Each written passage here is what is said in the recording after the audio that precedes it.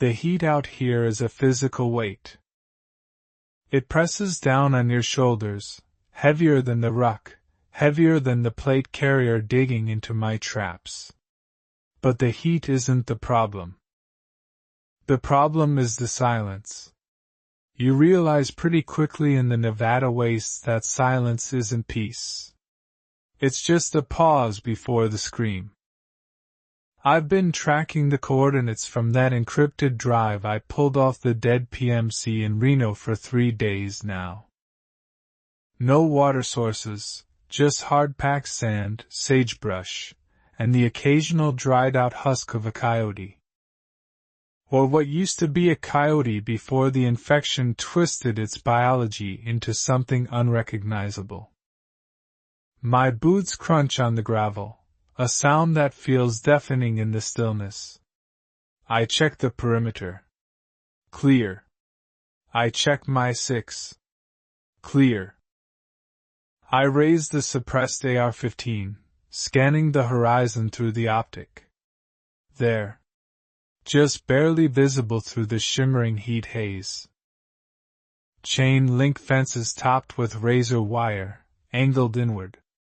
Not to keep people out. To keep things in?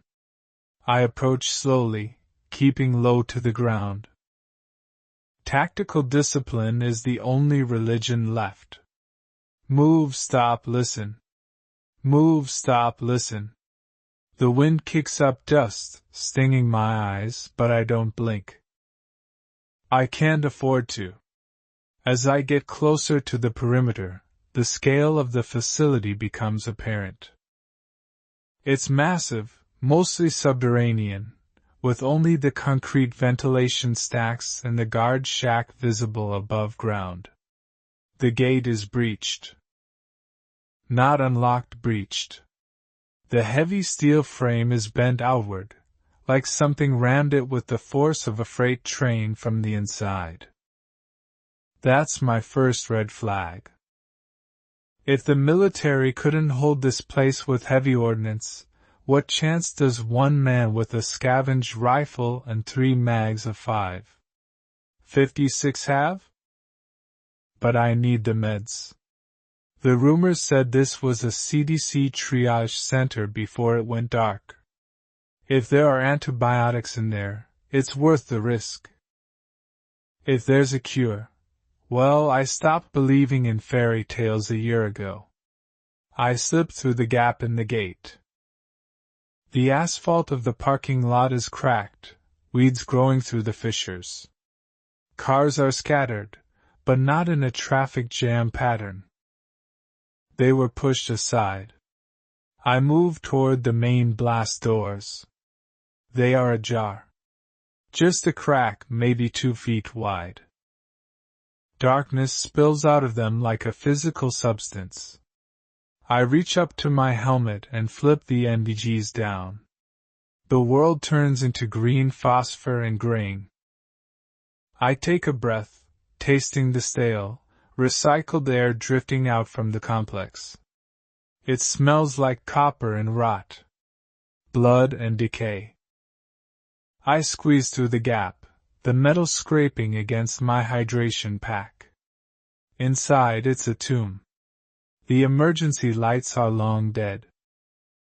My IR illuminator cuts a cone through the dust motes, hanging in the air. The lobby is trashed. Papers everywhere, overturned desks, shattered glass. But no bodies. That's the second red flag. Where are the dead? In a massacre you find corpses. Here, just bloodstains. Drags marks. Long, smearing trails leading deeper into the facility. I shoulder my weapon, thumbing the selector switch to semi-auto. The floor is slick. I look down. It's not water. It's old, coagulated fluid. Black in the night vision, but I know it's crimson. I move to the security station. The plexiglass is riddled with bullet holes. Inside, the monitors are smashed. I see a clipboard on the floor. I pick it up, blowing off the dust. Project Lazarus Containment Level 4. The date is from 6 months ago. The day the world ended. I hear a sound. A wet slap against concrete. Distant. Down the hall to the left. I freeze. My heart rate monitor on my watch buzzes against my wrist. 110 BPM. Control it. Breathe. I move toward the sound. The hallway stretches out, lined with doors labeled decontamination, quarantine, and incineration. The last one sends a chill down my spine. The sound comes again. Closer. A shuffling drag. I hug the wall, stepping over a pile of discarded hazmat suits. They look like shed skins. I reach the corner. I peek around. Ideally, you verify the target before engaging, but in this world, hesitation is death. Down the corridor, about 20 meters, a figure is hunched over something on the ground. It's wearing tattered fatigues. U.S. Army. It's eating. The sound is the tearing of sinew. I step out, raising the rifle. The laser designator paints a dot on the back of its head. Hey, I whisper. I don't know why. Maybe to see if there's any humanity left. The thing stops chewing. It snaps its head around with a mechanical jerk. The face is gone. Just a maw of teeth and raw muscle. The eyes are milky white, glowing in the IR. It screams. Not a human scream, but a high-pitched shriek that vibrates in my teeth. It launches itself at me. It doesn't run, it scuttles on all fours like a spider. I double tap. Asterisk fut-fut. Asterisk the suppressor coughs. Both rounds hit center mass. It doesn't stop. Body armor. It's wearing plates. I adjust aim. The head. It's closing the distance fast. 10 meters. 5.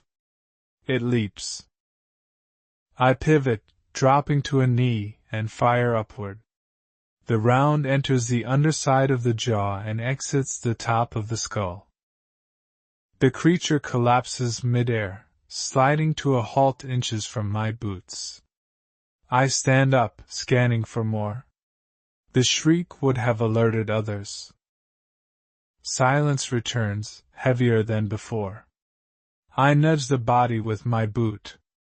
It's a sergeant. Name tag says Miller. Sorry, Miller. I check his pouches. A half-empty mag and a grenade. I take both. I need to keep moving. The objective is the lower levels. The labs. That's where the high-value loot will be. I find the stairwell door. It's jammed. I use the crowbar from my pack, wrenching it open with a groan of metal. The stairs spiral down into the abyss. I can hear them now. Down there. Dozens of them. Maybe hundreds. A low, collective moaning that sounds like the facility itself is in pain. I check my ammo. I check my nerve. I start the descent. Step by step into the belly of the beast. Level B1 is administrative. B2 is barracks. B3 is labs. I need B3. On the landing of B2, I find a barricade. Desks, lockers, vending machines piled high. Someone tried to make a stand here. Spent brass covers the floor like a carpet. I climb over the debris. On the other side, the walls are painted with warnings. Biohazard, Lethal force authorized. The air gets colder here. I find a terminal that still has power, running on the emergency backup grid. The screen flickers. I tap the keyboard. Access granted? It seems the security protocols failed when the grid went down. I pull up the camera logs. The files are corrupted, except one. Chem_lab_04_incident. I play it. The video is grainy black and white.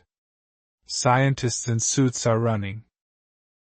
Soldiers are firing into a glass containment room. Something inside the room. It's not a zombie. It's fast. It's phasing through the shadows. It smashes the glass. The video cuts to static. I stare at the blank screen. What the hell was that? I'm not just dealing with shamblers here. There's something else. Something the military built. I hear the stairwell door above me slam shut. I spin around. I'm not alone. And whatever is in here with me, it knows I'm here. I rack the charging handle on the AR. Time to go to work. The heat waves radiating off the tarmac created a shimmering, hallucinogenic barrier between me and the chain-link perimeter. Nevada in July was a kiln, and I was just another piece of clay baking until I cracked. My canteen was light, sloshing with the last pint of lukewarm water I'd managed to siphon from a rusted radiator 10 miles back. But the thirst was secondary to the sight before me. The facility didn't have a name on the maps I'd scavenged. Just a set of coordinates circled in red ink by a dead man I'd found in a motel bathtub outside Reno. Now, standing before the 12-foot fences topped with razor wire, I understood why he'd circled it. It wasn't just a base, it was a fortress. The gates hadn't been forced open. That was the first anomaly. In every town, every outpost, every frantic holdout I'd passed in the last 2 years, the story was written in broken hinges and shattered barricades. The dead pushed in, or the living panicked out. Here, the heavy steel gate was shut tight, the electronic locking mechanism dormant but intact. The breach was 50 yards down the perimeter line, a section of fence blown outward, the metal mesh twisted like spun sugar. Whatever had left this place hadn't bothered with the gate. They had simply walked through the wall. I checked the slide of my 9mm, a nervous habit more than a tactical necessity, and squeezed through the jagged gap in the fence. The sound of tearing fabric loud in the oppressive silence. The courtyard was a graveyard of military hardware. Humvees sat in neat rows, their tires melted into black puddles by 2 summers of relentless desert sun. The asphalt was littered with shell casings, thousands of them, brass glinting like fool's gold. But there were no bodies. That was the second anomaly. There should have been corpses, shamblers desiccated into jerky, or the pick-clean bones of the fallen. Instead, there was only the brass and the wind hissing through the empty guard towers. It felt sterile. Wrong. My boots crunched over the casings as I moved toward the main structure, a brittleless slab of concrete half buried in the canyon wall. The reinforced glass of the lobby doors was spiderwebbed but held together by internal laminate. I didn't want to break it and announce my arrival to whatever might be sleeping in the dark, so I circled to the loading dock. The roll-up door was jammed 3 feet off the ground. I slid my pack under, then rolled through onto the cool, stained concrete of the receiving bay. The temperature dropped 20 degrees instantly, the air smelling of stale ozone, hydraulic fluid, and something copper-sharp. Blood? Old blood?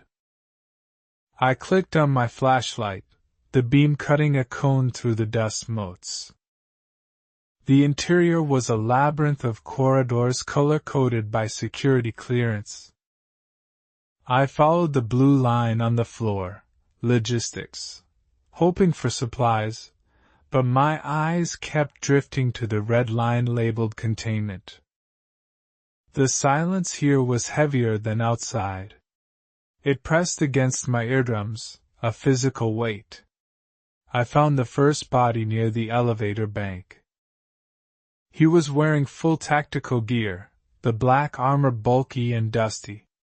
I approached with my machete drawn, prodding the boot. No movement. I knelt, turning him over. The visor of his helmet was shattered inward. His face was gone, but not from rot. It looked like he'd been dismantled, the flesh precise and surgical in its ruin. In his gloved hand he still gripped a keycard. Level 5. Deep underground.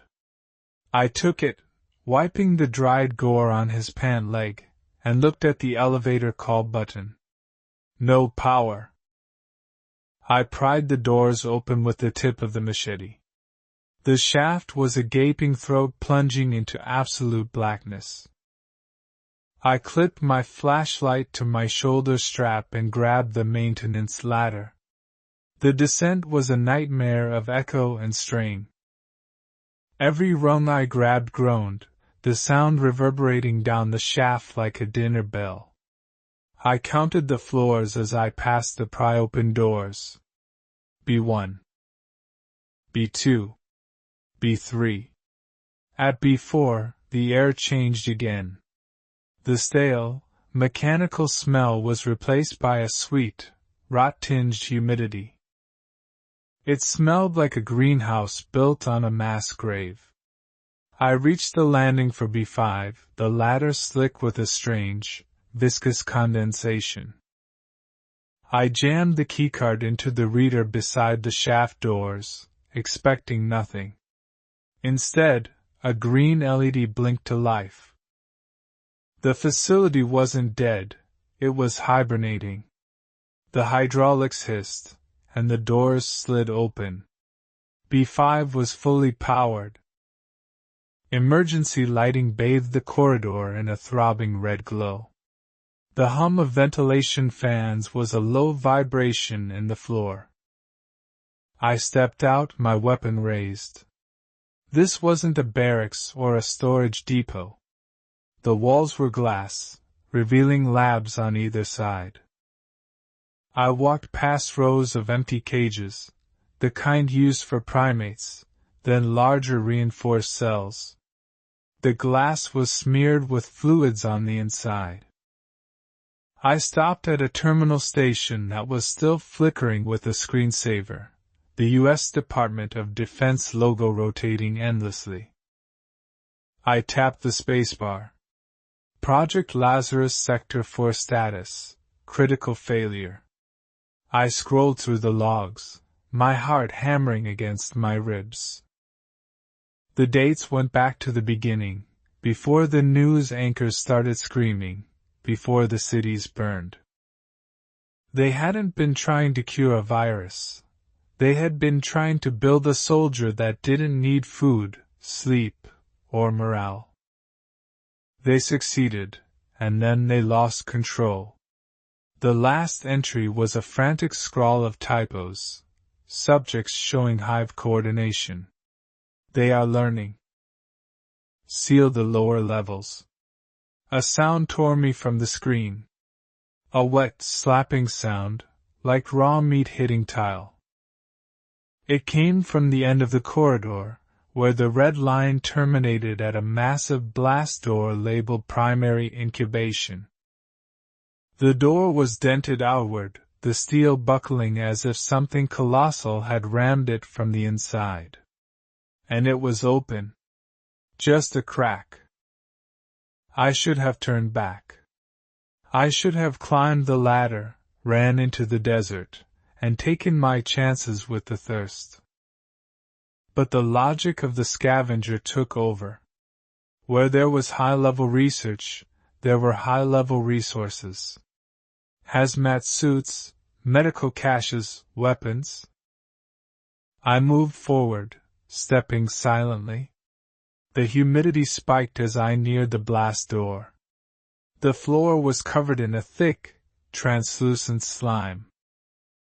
I peered through the gap. The room beyond was a cavern, a hollowed-out silo converted into a biosphere. Artificial grow lights cast a purple hue over a twisted jungle of synthetic flora and pulsating organic matter that covered the walls like cancerous ivy. In the center of the room, suspended in the tangled growth, were the soldiers. Dozens of them.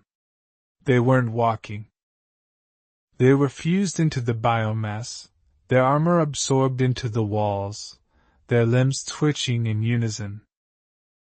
Cables ran from their skulls into a central server bank that sparked and smoked. Then, they opened their eyes. Not the cloudy, milk-white cataracts of the walkers I knew. These eyes were bright, amber, and intelligent. And they all looked at me at the exact same instant. A collective hiss erupted from 50 throats, a sound that wasn't mindless hunger, but recognition. I backed away, raising my pistol, but the slime on the floor betrayed me. My boots slipped, and I went down hard, the flashlight skittering across the tile. The noise was a thunderclap. From the silo, a figure detached itself from the wall with a sickening tearing sound. It was huge, a fusion of 3 bodies melted together, wearing tattered shreds of a general's uniform. It didn't shamble. It sprinted. I scrambled backward, firing blindly into the red-lit hallway. The round sparked off the creature's fused ribcage, doing nothing but slowing it down for a heartbeat. I rolled, grabbing my flashlight, and saw a side door marked decontamination. I threw myself at it, swiping the keycard. The reader buzzed. Access denied? The thing was 20 feet away, its jaw unhinging to reveal rows of needle teeth. I swiped again. Access denied? Come on! I screamed, kicking the door. The creature lunged. In that split second, the terminal I had checked earlier chimed. A voice, synthetic and calm, echoed over the PA system. Override authorized. Welcome, General. The decontamination door hissed open. I fell inside, the creature's claw raking the heel of my boot, and slammed the manual override button. The heavy seal slammed shut, severing the creature's arm just below the elbow.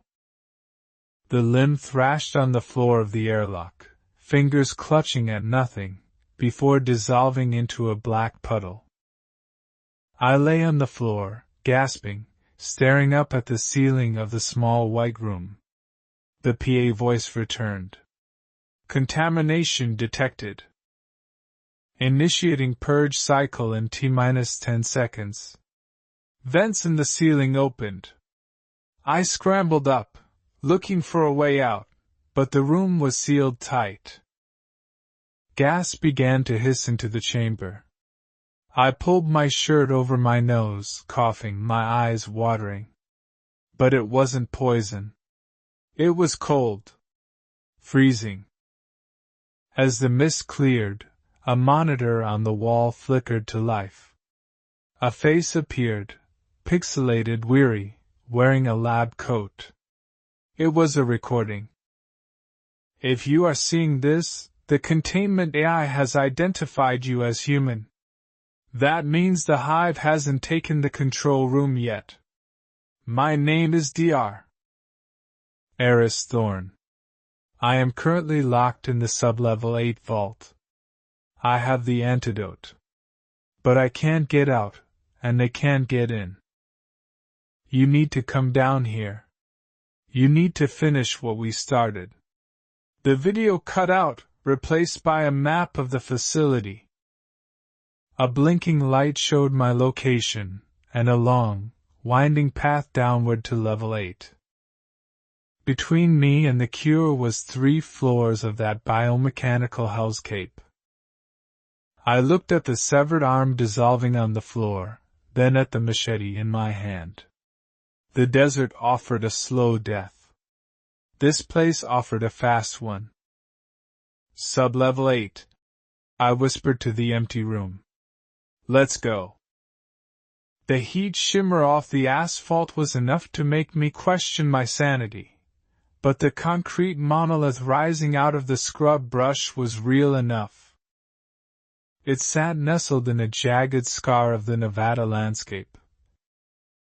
A brutalist block of gray completely at odds with the sweeping reds and oranges of the desert. The chain-link perimeter fence was 12 feet high, topped with razor wire that glinted maliciously in the relentless sun. Signs posted every 50 feet shouted warnings in faded red block letters. Restricted area. Use of deadly force authorized. United States government property. It was the kind of place that didn't exist on the paper maps I'd scavenged from the gas station 3 weeks back. And Google Maps had died along with the satellites and the cell towers when the world went dark. I shifted the strap of my rifle, the leather digging into a callus on my shoulder that had become a permanent part of my anatomy. My canteen was light, dangerously so. If this place was dry, I was dead. But military facilities usually meant redundancy, backup generators, non-perishable rations, and if I was lucky, water filtration systems. The main gate had been rammed. A heavy transport truck, its military green paint blistered and peeling, was wedged halfway through the reinforced steel mesh. The driver's cabin was a tomb, the glass shattered outward, dark stains on the upholstery that had long since dried into a rusty brown crust. I approached slowly, keeping low, moving from the cover of a scrub bush to the shadow of the truck's rear axle. The silence of the desert is heavy, a physical weight that presses against your eardrums, but the silence here was different. It was artificial. There were no birds, no insects buzzing. Just the wind whistling through the torn metal of the gate like a low mournful flute. I slipped through the gap the truck had created, the jagged metal snagging the sleeve of my jacket. Inside the perimeter, the asphalt was littered with spent brass casings. 56 millimeters, thousands of them. It looked like a carpet of dull gold scattered across the parking lot. Whatever had happened here, the fight had been desperate, and it had been lost. The main entrance to the facility was a gaping maw. The blast doors, massive slabs of steel designed to withstand a nuclear shockwave, were stuck open about 3 feet, just enough for a man to squeeze through, or something human-sized to crawl out. I checked the chamber of my rifle, a nervous habit, before sliding through the opening. The temperature dropped 20 degrees instantly. The air inside was stale, smelling of ozone, copper, and that cloying, sweet rot that I had come to associate with the end of the world. Emergency lighting strips ran along the floor, flickering with the dying, erratic pulse of amber. My boots crunched on glass. The lobby was a wreck of overturned desks and smashed monitors. Above the reception desk, the emblem of the Department of Defense was flanked by a logo I didn't recognize. A stylized double helix wrapped around a sword. Beneath it the words, Project Vanguard, Biological Warfare Division. Great. I wasn't just in a base. I was at ground zero for something nasty. I moved deeper, bypassing the elevators which were lifeless coffins frozen between floors. The stairwell door was jammed, barricaded from the inside. I could see the pile of office chairs and filing cabinets through the reinforced window. Someone had tried to hold this point. I put my ear to the cold metal. Silence. No scratching, no moans. I used the crowbar from my pack to pry the latch, the screech of metal on metal echoing like a gunshot in the tomb-like quiet. I froze, heart hammering against my ribs, waiting for a reaction. Nothing. I pushed through. The stairs led down. B1, B2, B3. The air got thicker the lower I went. On B2, I found the first bodies. They weren't soldiers. They were scientists, draped in white lab coats that were now stained black. They lay in heaps against the walls, execution style. Bullet holes in the backs of their heads. The military hadn't just fought the infected here, they had cleaned house. They were liquidating assets. It sent a chill down my spine that had nothing to do with the subterranean temperature. If the army was killing the researchers, it meant the researchers had done something unforgivable. Or they knew something the brass didn't want getting out. I crouched by one of the bodies, patting down the pockets. A keycard, a pack of gum, and a crumpled photo of a golden retriever. I took the keycard and the gum. Level B4 was different. The lighting here wasn't amber. It was a deep, throbbing red. The walls were reinforced glass, looking in on clean rooms and isolation chambers. This was the lab. The biosafety level 4 zone. I kept my weapon raised, the flashlight beam cutting through the crimson gloom. The glass on the first 3 observation rooms was intact. Inside, gurneys were overturned, medical equipment smashed. But the 4th room. The glass was blown out. Not from the outside, but from the inside. Shards covered the hallway floor. I stepped over them, the crunching sound deafening. A trail of black viscous fluid led from the broken cell down the hall, disappearing around a corner. It didn't look like blood. It looked like oil, or sludge. I followed the trail, my breathing shallow. The hallway opened up into a central hub, a circular room dominated by a massive cylindrical tank in the center. The tank was empty, the glass shattered. Cables hung from the ceiling like disemboweled entrails. And there, standing by a console on the far side of the room, was a figure.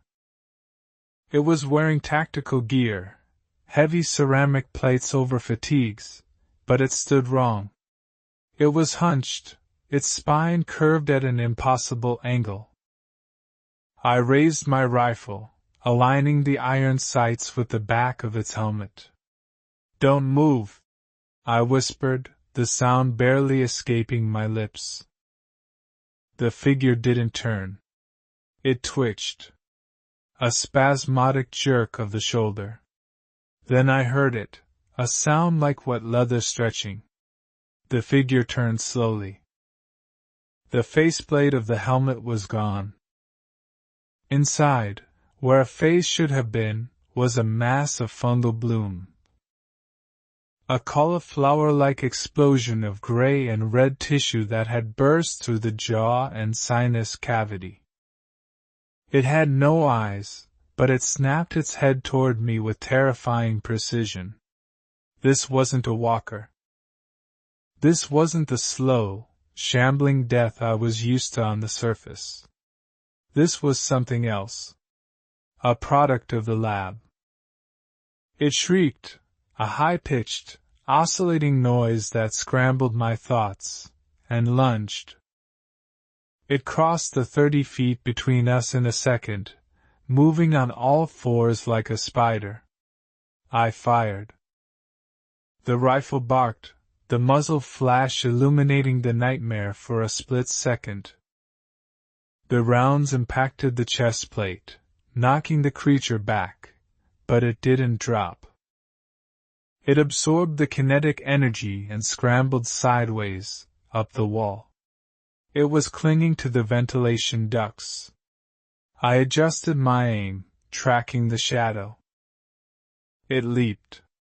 I rolled forward, feeling the wind of its claws passing inches from my neck. I scrambled to my feet, spinning around. It had landed where I just stood, cracking the floor tiles. I didn't have enough ammo for a firefight with a tank.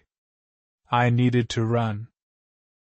I sprinted toward the far door, the one marked server room/security.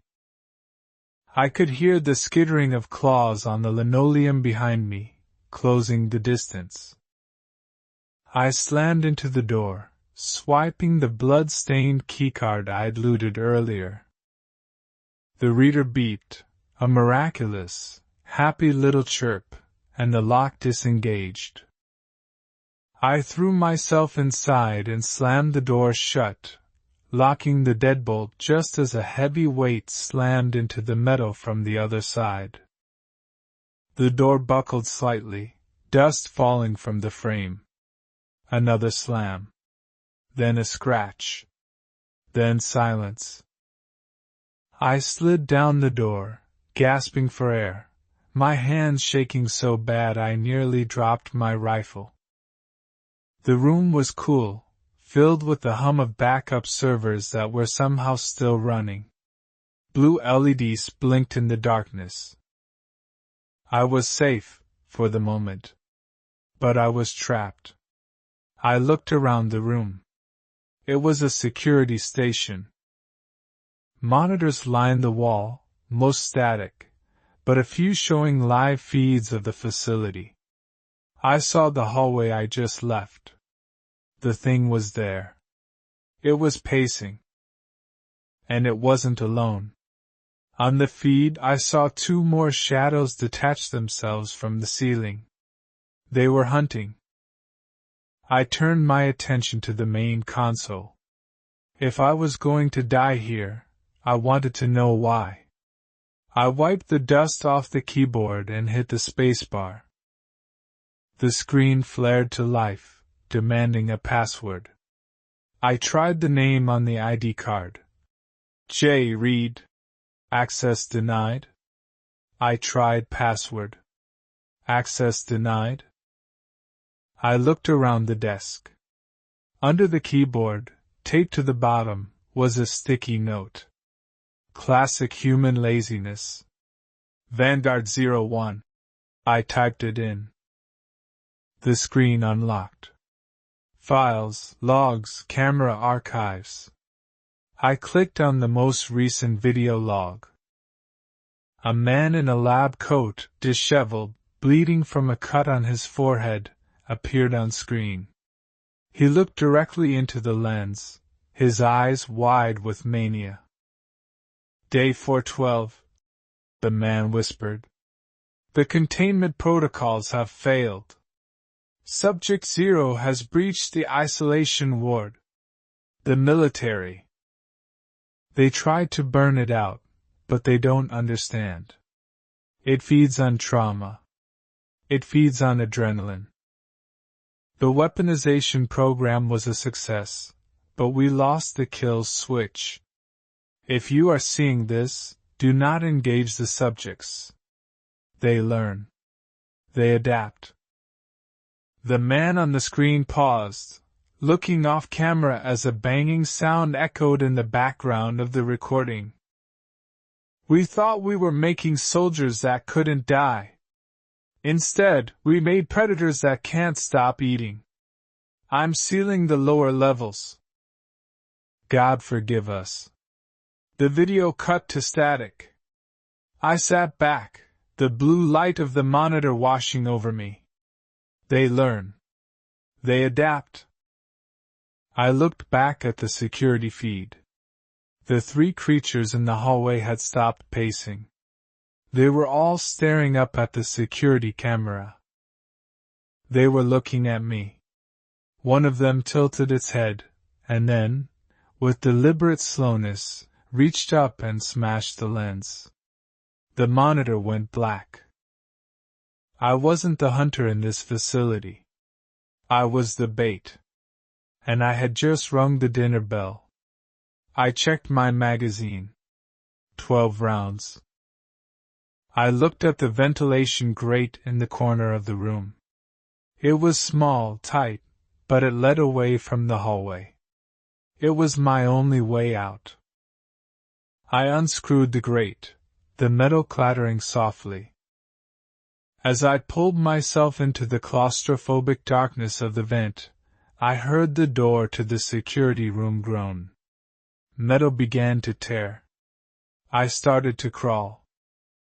The heat waves shimmering off the Nevada blacktop distorted the horizon, turning the distant mountains into trembling purple bruises against the relentless blue sky. I lowered my binoculars, blinking the sweat out of my eyes. The facility sat in the center of a dried-out lake bed. A brutalist slab of concrete surrounded by 3 layers of chain-link fencing topped with razor wire. There were no flags flying. The guard tower stood empty, like hollowed-out skulls staring blankly across the wasteland. My Geiger counter clicked rhythmically against my chest, a slow, steady heartbeat that confirmed the radiation levels were elevated, but survivable. For now. I shifted the weight of my rucksack, the straps digging into calloused shoulders, and checked the action on my carbine. Brass check good. Suppressor tight. I moved from the ridge, sliding down the scree in a cloud of dust, making for the perimeter. Silence in the desert is usually peaceful, but here, it felt heavy, pressurized. It was the silence of a held breath. The first gate was already breached, torn open by something with the strength of a tank or the desperation of a mob. I stepped through the jagged metal teeth, boots crunching on gravel. The asphalt of the parking lot was a graveyard of vehicles. Humvees, transport trucks, and civilian sedans were left in chaotic patterns, doors wide open, sun-bleached interiors exposed to the elements. Dried stains painted the pavement, rust-colored abstracts of violence that had ended years ago. Approaching the main blast doors, I noticed the scratches. Deep gouges in the reinforced steel, the kind that strip away paint and primer down to the bare metal. They were concentrated around the seam of the doors, as if something outside had tried to get in, or something inside had tried to claw its way out. To the right of the massive doors was a personnel entry. The electronic keypad was dead, the plastic casing cracked, but the maglock had disengaged when the power failed. I pulled the handle. It groaned, a rusted screech that echoed too loudly across the empty lot. I froze, weapon raised, scanning the shadows between the trucks. Nothing moved but the dust devils. I slipped inside, the temperature dropping instantly as I crossed the threshold. The air smelled of stale copper, ozone, and the sweet, sickly scent of rot that never truly leaves a place like this. I clicked on my weapon light, the beam cutting through the gloom of the intake vestibule. It was a decontamination zone. Hazmat suits hung on hooks like shed skins, some torn, others empty.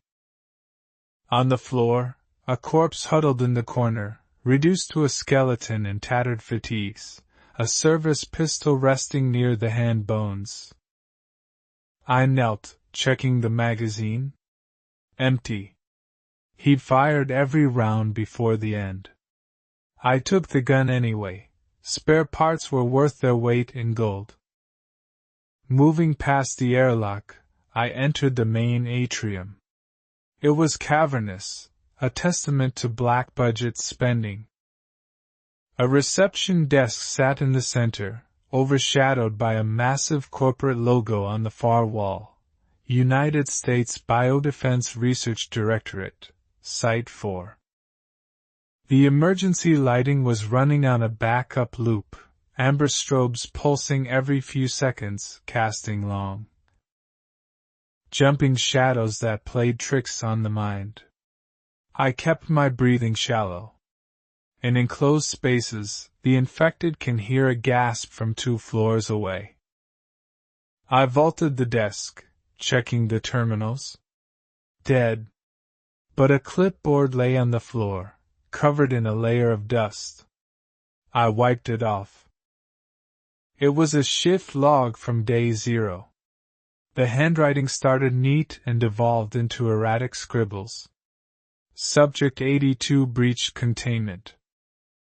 Lockdown initiated. Dr. Eris is dead.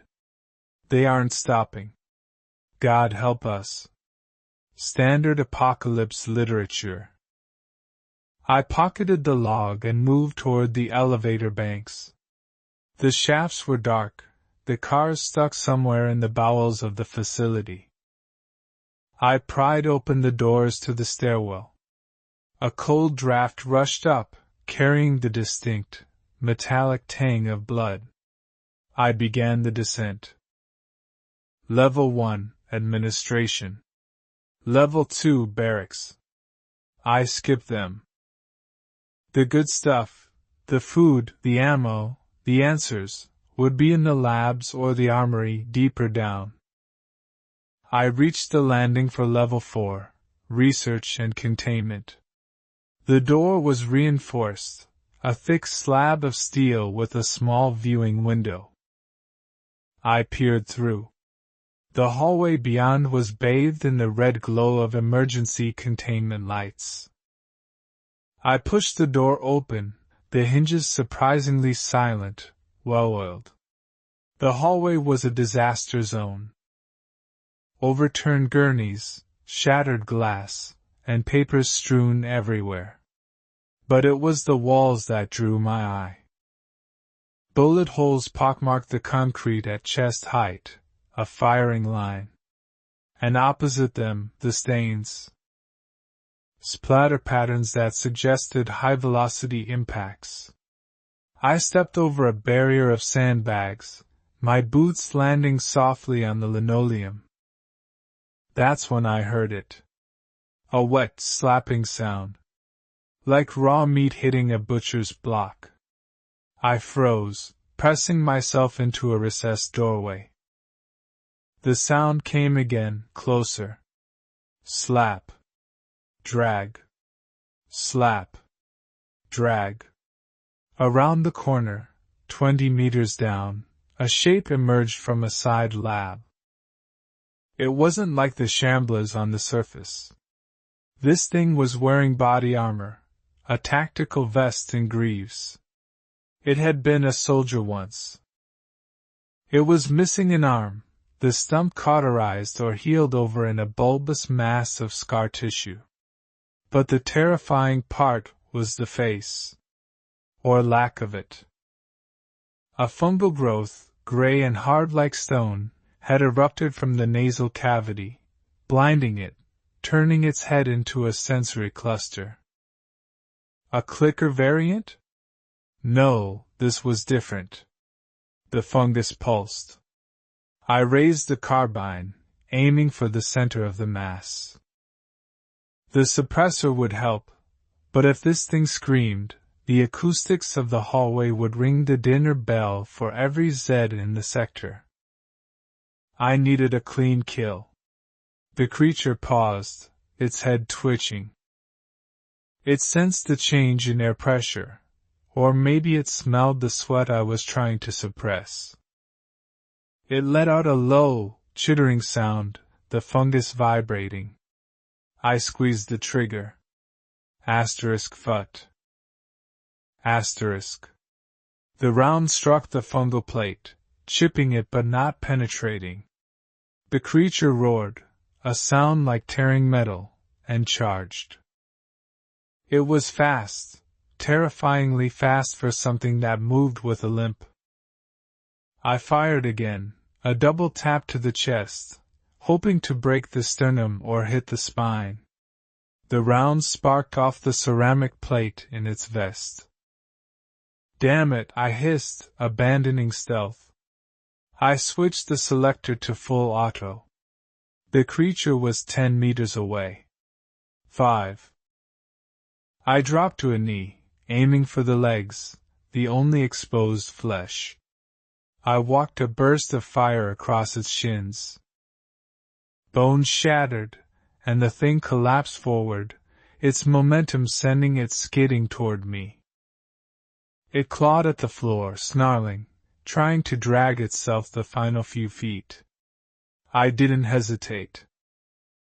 I drew the trench knife from my belt, stood over the thrashing form, and drove the blade down behind the fungal plate, severing the brain stem. The creature went limp instantly, the chittering dying in its throat.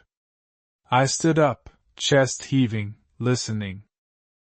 The gunshot echoes had died down, replaced by a new sound. A low, collective moan rising from the vents. From the floor below. From the rooms around me. The facility was waking up. I checked the hallway. A sign pointed left, Armory/Security Hub. Right, Viral Storage. The smart move was the armory. Weapons, barricades. But the curiosity, that fatal flaw, pulled my eyes to the right. If this place was the source, the data in viral storage could be the key to a cure, or at least a better poison. I reloaded, the fresh magazine clicking home with a sound of finality. I chose right. The viral storage wing was colder, the air conditioning surprisingly still functional, keeping the samples preserved. I moved past rows of smashed incubators until I reached the main observation deck. A wall of glass overlooked a massive circular chamber below. In the center of the chamber sat a cylinder of thick plexiglass, floor to ceiling. Inside the cylinder was a woman. Or she had been a woman. She was suspended in a blue liquid, tubes running into her neck and spine. She wasn't decaying. She looked asleep. I approached the control console, wiping blood from the screen. The terminal flickered to life. Project Lazarus, Subject 0. Status dormant. My heart hammered against my ribs. This was it. The patient 0. The start of the nightmare. I reached for the data port to plug in my drive, but a sudden mechanical clank made me spin around. The vents in the ceiling of the observation deck blasted open. Bodies, withered gray and ravenous, poured out like water, piling onto the floor. They were smaller, agile, wearing scrub suits. staff members. There were too many to shoot. I looked for an exit. The only way out was the heavy blast door on the far side of the room, but the keypad was red. Locked. I looked back at the console. Emergency override. I slammed my fist onto the key. Klaxons blared, rotating red lights turning the room into a strobe-lit hellscape. Containment breach detected, a synthetic voice announced. Purging sector. The blast door didn't open. Instead, the vents sealed, and nozzles in the ceiling began to hiss. Gas. Nerve agent? Incendiary? I didn't want to find out. I looked at the glass wall overlooking the chamber below. It was reinforced, bulletproof. But the frame. The sealant around the edges was old, cracked by the dry desert air. I grabbed a heavy fire extinguisher from the wall, the zombies scrambling over the desks toward me, their teeth clacking in anticipation. I sprinted toward the glass. I didn't aim for the pane. I aimed for the rusty seam where the glass met the concrete. I swung with everything I had. The impact shuddered through my arms. A spiderweb crack appeared. The horde was 5 feet away, a wall of grasping hands and rotting flesh. I swung again. Asterisk crack. Asterisk. The structural integrity failed. The heavy pane blew outward, falling into the chamber below. I didn't look back at the zombies. I jumped. For a second, I was weightless, falling into the darkness of the Subject-Zero chamber. The screams of the infected fading behind me as the gas hissed into the room I had just fled. I hit the floor of the containment pit, rolling to absorb the impact. Pain shot up my leg, but nothing felt broken. I stood up, dusting off the debris. I was alone in the pit with the cylinder. Slowly, dread curling in my stomach, I looked up at the woman in the tube. Her eyes were open. They were jet black. And she was smiling. The heat waves shimmering off the Nevada asphalt distorted the horizon, making the chain-link fence ahead look like it was melting into the sand.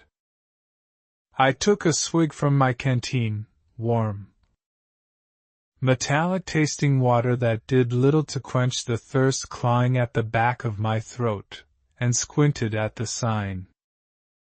It was bleached white by years of unrelenting sun, bullet-riddled, and hung askew on the heavy-gauge wire, restricted area.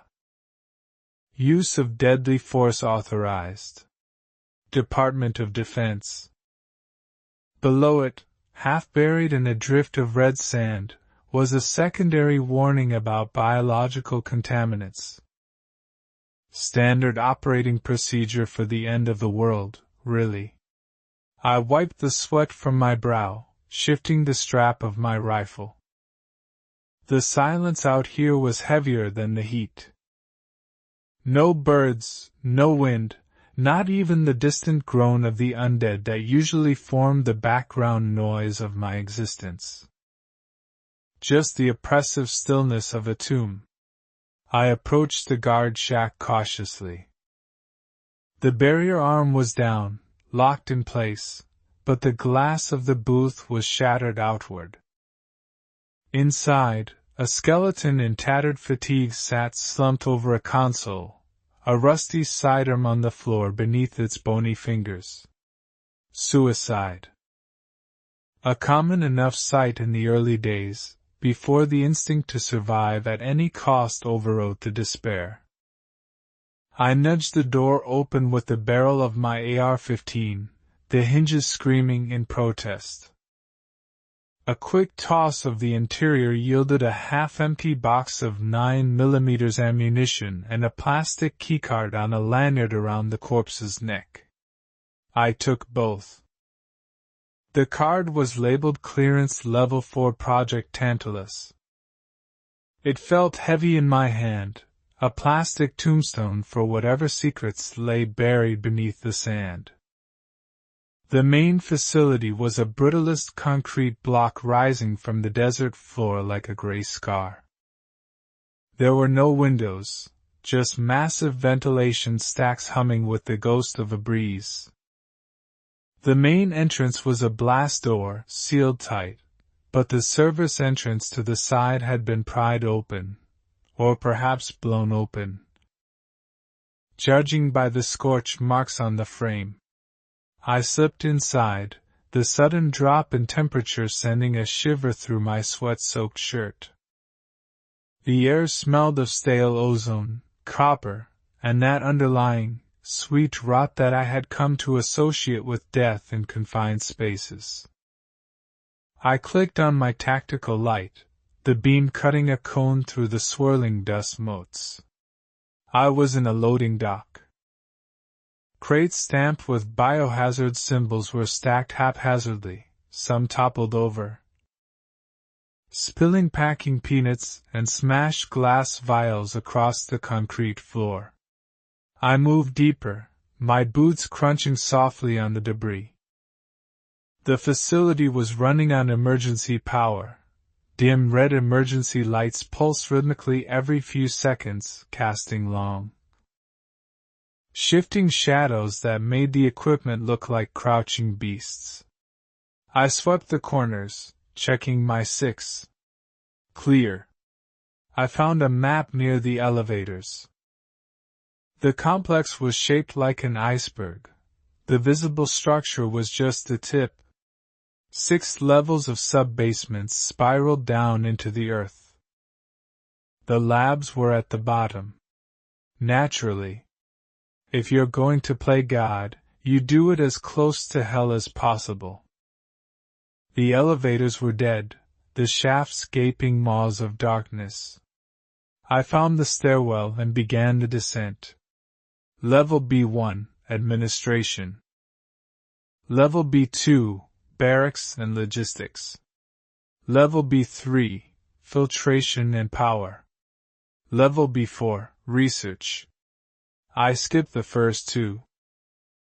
Paper pushers and grunts wouldn't have the supplies I needed, nor the answers I was morbidly curious about. I pushed through the heavy fire door of Level B3, the metal cool against my palm. The humming was louder here. Someone, or something, had kept the generators running. It wasn't endless fuel. It had to be geothermal or nuclear. The implications of that were terrifying. If the power was on, the security systems might be too. I navigated a maze of pipes and pressure valves, the steam hissing intermittently like a dying breath. Then I saw it, the first sign that I wasn't alone. A barricade had been erected in the corridor leading to the main control room. Desks, filing cabinets, and vending machines were piled high. Behind it lay the desiccated remains of a squad of soldiers. Their gear was high-end Black Ops stuff. They hadn't been overrun by a horde, they had been torn apart. Deep gouges in the Kevlar vests, helmets crushed like eggshells. Whatever did this possessed strength far beyond the shamblers I picked off on the highway. I climbed over the barricade, my heart hammering against my ribs. Beyond the carnage, the corridor opened into a glass-walled observation deck overlooking a massive cavern. My flashlight beam didn't reach the bottom, but the red emergency lights revealed catwalks crisscrossing a central silo. Suspended in the center was a containment unit, a cylinder of thick glass and steel. It was empty. The glass was shattered from the inside. I continued down to B4. The air here was different, sterile, recycled cold. The floor was pristine white tile, unmarred by dust. It was as if the janitorial staff had just clocked out. I passed rooms filled with centrifuges and electron microscopes. Then came the holding cells. These weren't for prisoners. They were for patients. Or subjects. The doors were reinforced steel with small sliding viewports. I peered into the first one. Empty. The second one. Empty. The third one contained a body.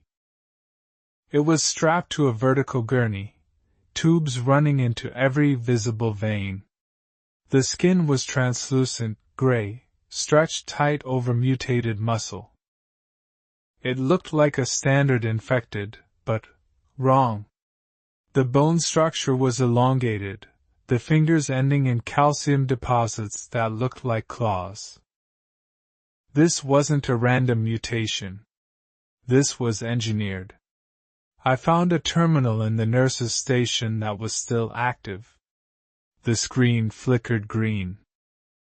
I sat down, resting my rifle on the desk, and tapped the keyboard.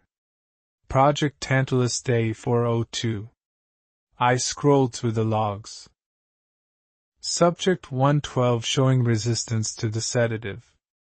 Cognitive functions retaining 40% capacity post-transformation. Hive mind connectivity confirmed via neural link. My breath hitched. Hive mind. They weren't just studying the virus.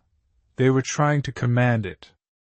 The military wanted a weaponized army of the dead that followed orders. A noise echoed from the corridor behind me. A wet, slapping sound, like raw meat hitting tile. I spun around, raising the rifle. The red emergency light pulsed, plunging the hallway into darkness, then washing it in crimson. At the far end of the hall, something moved. It was big. Too big. It hunched on all fours, its spine protruding in jagged spikes. It turned its head, and the light caught its eyes, not the milky white cataracts of the dead, but glowing, intelligent amber. It didn't groan. It hissed, a sound that vibrated in my teeth. I didn't wait for it to charge. I squeezed the trigger, the roar of the AR-15 deafening in the confined space. The bullets sparked off the walls and thudded into the creature's mass. It shrieked, a sound of pure rage, and scrambled up the wall, clinging to the ceiling pipes like a spider. It was fast. Faster than anything should be. I backed up, firing in controlled bursts, aiming for the head, but it moved with a fluid, jerky erraticism that made tracking impossible. It dropped from the ceiling, landing 10 feet in front of me, and swiped. I dove to the left, feeling the wind of its claws tear past my face. I scrambled to my feet and sprinted toward the heavy blast doors at the end of the hall marked cryogenics. I swiped the keycard I'd looted from the guard. The reader beeped, a cheerful sound that felt mocking. The heavy bolts retracted with an agonizingly slow grind. I turned, raising my weapon. The creature was loping toward me, blood dripping from the bullet wounds in its chest, wounds that were already knitting themselves back together. Regeneration. Great. Just great. The door hissed open enough for me to squeeze through. I threw myself inside and slapped the manual override button. The door slammed shut just as a heavy impact dented the steel from the other side. A claw punched through the metal, inches from my nose, before withdrawing. I fell back against the far wall, gasping for air, adrenaline burning through my veins. I was safe, for the moment. But I was trapped. I looked around the room I had sealed myself in. It was freezing here, breath pluming in front of me. Rows of cryopods lined the walls, frosted over with ice. Most were dark, failed systems. But the one in the center of the room was humming. The display panel glowed with a steady blue light. I walked over, wiping the frost from the glass. Inside was a man in a general's uniform. He looked peaceful, asleep. But the monitor didn't display vital signs. It displayed a countdown. Thaw cycle initiated, T-5 minutes. And below that, a status report, viral load, 100%. Strain alpha prime. Containment status, critical. I backed away. The general wasn't hiding from the apocalypse. He was the payload. And I had just woken him up. The banging on the door behind me stopped, replaced by a low, guttural laugh that seemed to come from the ventilation shafts above. The facility wasn't abandoned. It was a waiting room. And the doctor was about to see me. The heat radiating off the chain-link fence was enough to blister skin. A shimmering wall of thermal distortion that made the complex beyond look like a mirage. I wiped the sweat from my eyes, the salt stinging, and stared at the sign zip-tied to the gate. U.S. government property. No trespassing. Authorized personnel only. The red lettering had bleached to a pale pink under the relentless Nevada sun. But the skull and crossbones hazard symbol beneath it remained stark black. The silence of the desert was absolute, save for the dry rasp of wind pushing tumbleweeds against the perimeter concrete. There were no birds. Even the insects seemed to have learned to avoid this place. I adjusted the strap of my rifle, the metal hot against my shoulder, and checked the magazine. 12 rounds. Not enough for a war, but hopefully enough for a reconnaissance run. I wasn't looking for a fight. I was looking for water, antibiotics, and the nebulous promise of a safe zone that a dying radio broadcast had whispered about 3 weeks ago. This facility, buried in the topographic anomaly of a canyon dead-end, wasn't on any civilian map I owned. I bypassed the main gate. The guard shack was a glass-shattered tomb, the skeletal remains of a sentry slumped over a console that had been dark for years. I didn't want to disturb him. Instead, I found a section of the fence where the foundation had eroded during a flash flood, leaving a gap just wide enough to crawl under. The sand tasted of copper and old oil as I dragged myself through, snagging my pack on the rusted wire before tumbling onto the cracked asphalt of the interior compound. Standing up, the scale of the facility hit me. It wasn't built up, it was built down. The surface structures were minimal: ventilation stacks, a helicopter pad with a sun-bleached wreck resting on its side, and a massive, bunker-like entrance made of reinforced concrete that looked like a mausoleum for giants.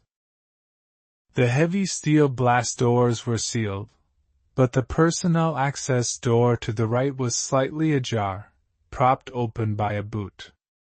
Just a boot. The rest of the soldier was missing. Stepping inside was like walking into a refrigerator. The temperature dropped 30 degrees in a single stride, the air shifting from dry desert heat to a damp, recycled chill that smelled of ozone, stagnant water, and the copper tang of dried blood. My eyes struggled to adjust to the gloom. Emergency lighting, red, rotating strobes, pulsed silently every 5 seconds, casting long, swinging shadows that made the hallways look like they were breathing. I clicked on my tactical light, the beam cutting a cone through the dust motes. The floor was littered with papers, shell casings, and overturned furniture. It looked like a retreat, not a battle. A chaotic, terrified retreat. I moved, hugging the wall, stepping over a clipboard. Project Lazarus. Containment breach protocol. The words sent a cold spike down my spine. I wasn't alone here. I could feel it. The lobby funneled into a security checkpoint.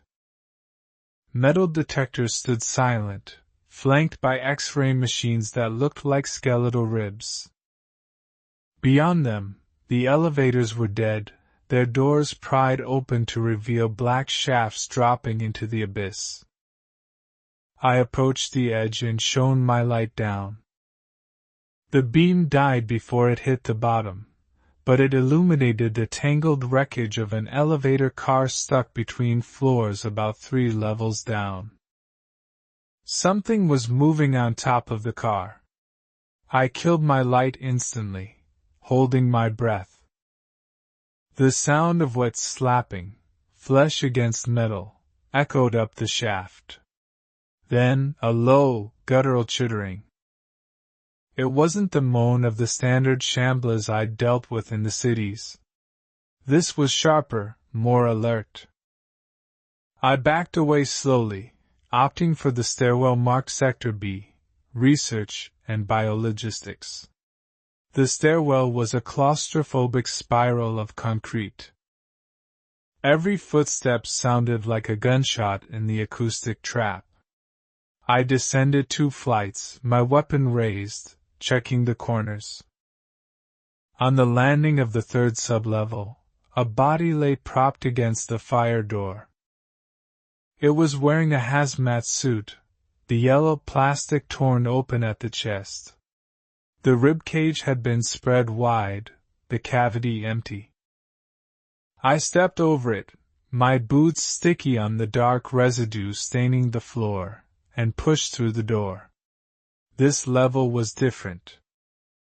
The walls were lined with white paneling, now smeared with grime. The air hummed with a low vibration, backup generators, perhaps, or massive ventilation fans turning on residual power. To my left, a glass observation wall looked into a laboratory. I wiped the condensation from the pane. Inside the lab, the lights were flickering a harsh fluorescent white. Cages lined the far wall. Not for rats or monkeys, but human-sized cages. And they were bent. Bars thick as my thumb were twisted outward. I saw equipment overturned, centrifuges shattered on the floor, and a whiteboard covered in frantic scrawl. Mutation rate, exponential. Photophobic sensitivity confirmed. Cognitive retention observed. That last part made me pause. Cognitive retention. The dead weren't supposed to think. They were supposed to eat and rot. If the things down here could remember, could plan. I tightened my grip on the rifle. I moved deeper into the facility, aiming for what the wall signage indicated was the central command. If there was a safe zone, the comms array would be there. I turned a corner and froze. At the end of the corridor, standing beneath a flickering light, was a figure. It was clad in full tactical riot gear, helmet, vest, shin guards. It stood perfectly still, facing the wall. I raised my rifle, aiming for the gap between the helmet and the collar.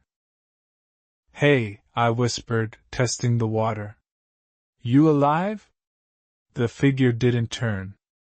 It twitched. A spasmodic jerk of the shoulder. Then, slowly, it rotated. The visor was cracked, smeared with black ichor from the inside. Behind the polycarbonate, a pair of milky, cataract-ridden eyes locked onto me. It didn't groan. It hissed, a sound like high-pressure steam escaping a valve. It charged. The speed was terrifying. It didn't shamble. It sprinted, the heavy boots thudding against the linoleum with rhythmic precision. I fired. The first round sparked off the Kevlar chest plate, knocking the creature back a step but not stopping it. I adjusted my aim, panic rising in my throat. The target was small, bobbing as it ran. I fired again. The bullet struck the shoulder, spinning it around, but it used the momentum to lunge. I dropped to one knee, firing upward. The round caught it under the chin, bypassing the face shield and blowing the back of the helmet out in a spray of red and black mist. The armored corpse collapsed, sliding to a halt inches from my boots. I exhaled, my hands shaking. This was a soldier. Trained, fit, and armored. And the virus had used that muscle memory. I checked the body. No weapons, but a keycard clipped to the vest. Allowance, level 5. I took the card. The silence rushed back in, heavier than before. The gunshot would have drawn attention. I had to keep moving. I found a secure door marked server room/ops and swiped the blood-slicked card. The reader beeped a cheerful green, and the maglocks disengaged with a heavy thunk. I slipped inside and barricaded the door with a heavy filing cabinet. The room was bathed in the cool blue light of server towers, most of them dark, but a few blinking with standby power. In the center was a console desk, surrounded by monitors. I sat in the chair, the leather creaking, and tapped the spacebar. The screens flared to life. System lockdown in effect, the main monitor read. Contingency 4, sterilization pending. I navigated the menus, fingers flying over the keyboard. I needed a map, a radio frequency, anything. I found a folder labeled Surveillance Archive. Curiosity got the better of me. I opened the last file saved, dated 4 years ago. The video grain was heavy, showing the very hallway I had just come from. It showed a team of scientists running, pursued by shadows. Fast, elongated shadows. Then, the camera shook as an explosion rocked the frame. The feed cut to static, but the audio kept rolling. Screams. Gunfire. And a voice, calm and detached, speaking over the intercom. Sector 4 compromised. Releasing Subject 0 for countermeasures. Subject 0. The name hung in the air. I looked up at the wall of monitors showing live feeds from around the facility. Most were black, but one, labeled Cryostorage B, showed a grainy image of a massive vaulted chamber. Rows of tubes. All empty. Except one in the center. The glass was shattered from the inside. And leading away from it were wet, heavy footprints that looked far too large to be human. A proximity alarm blared on the console, startling me. A red dot appeared on the digital map of the facility. It was on my level. It was moving through the ventilation shafts. And it was moving fast. I looked at the vent grate above the server racks. It was screwed shut, but the metal was bulging outward, stressed by something heavy pushing against it. I scrambled back, raising my rifle, realizing I had walked into a tomb that hadn't finished claiming its victims. The vent screws popped, one by one, pinging off the floor like bullets. The heat in the Nevada basin wasn't just the temperature, it was a physical weight. A suffocating blanket of radiation and dust that pressed down on the scorched asphalt. I wiped the grit from my cracked lips and squinted through the shimmer rising off the ground. The facility didn't look like much from the ridgeline, just a cluster of low, concrete bunkers half buried in the sand. Surrounded by a double layer of chain-link fencing topped with razor wire. The signs, bleached white by years of relentless UV exposure, still screamed their warning in faded red letters: restricted area. Lethal force authorized. Department of Defense. I shifted the strap of my empty pack, the canvas digging into my sunburned shoulder. Lethal force. That was a laugh. The only lethal thing out here for the last 6 months had been the thirst and the shamblers. And neither of them cared about government jurisdictions. I slid down the scree slope, my boots crunching loudly on the loose rock. Every sound felt amplified in the vacuum silence of the desert. There were no birds, no insects, not even the wind. Just the blood rushing in my ears. I reached the perimeter fence and knelt, pulling the heavy bolt cutters from my belt. They were rusted, stiff, but they bit through the chain link with a satisfying snip. I worked in a circle, carving a man-sized hole in the metal web. My hand shook slightly, not from fear, though there was plenty of that, but from the kind of profound dehydration that makes your vision swim. Rumors whispered around the campfires in Reno spoke of Sierra 9, a black site testing ground that had gone dark weeks before the major cities fell. If the rumors were true, there was water filtration here. Industrial grade. If they were false, I was just digging my own grave in a slightly more expensive plot of land. I crawled through the breach, the sharp ends of the wire snagging my duster. Inside the compound, the air felt different, stagnant, holding the smell of ozone and old tires. I moved toward the main structure, a brittlest monolith of gray concrete with a heavy steel blast door. It was slightly ajar. That was the first thing that made the hair on my arms stand up. Blast doors are designed to stay shut. For one to be cracked open meant either a mechanical failure or a hasty exit. I drew my sidearm, a battered 1911 with 7 rounds left in the mag, and squeezed through the gap.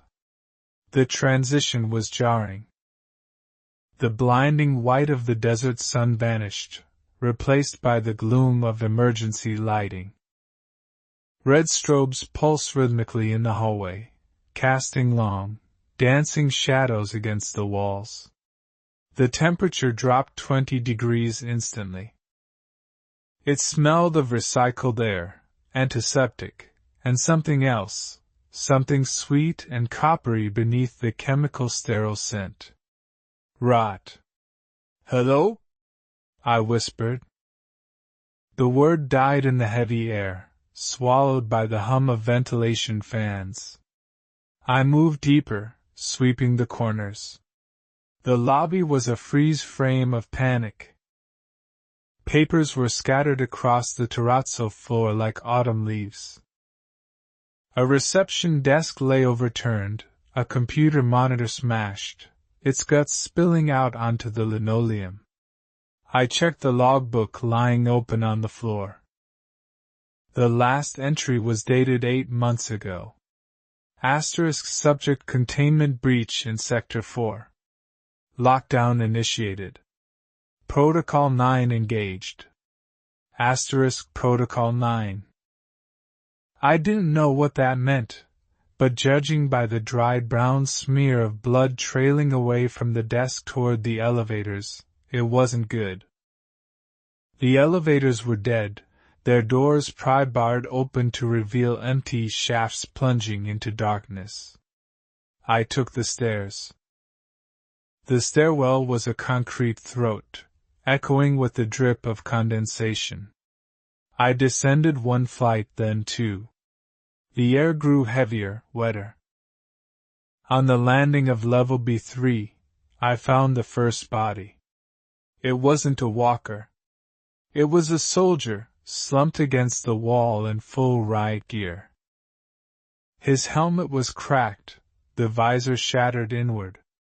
I knelt to check him for ammo. His M4 was gone, but his sidearm was still holstered. I took it, checking the chamber. Full. A small mercy. But it was his face that paused me.